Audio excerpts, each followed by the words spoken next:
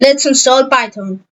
Go to the main Python website, which is python.org, or you can click the link in the course resources. After you're here, go to the downloads and then download the latest version of Python.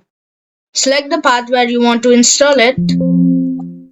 Now you will be greeted with this page. Click on the Customize Installation and you can uncheck the documentation part. Click Next and then make sure that you have selected the Add Python to Environment Variables option. Now click on Install and wait. You can close the setup. Now let's check if Python is installed or not. Go to Command Prompt and then type this command python dash dash version. If you see the Python version that you installed, then Python has been successfully installed.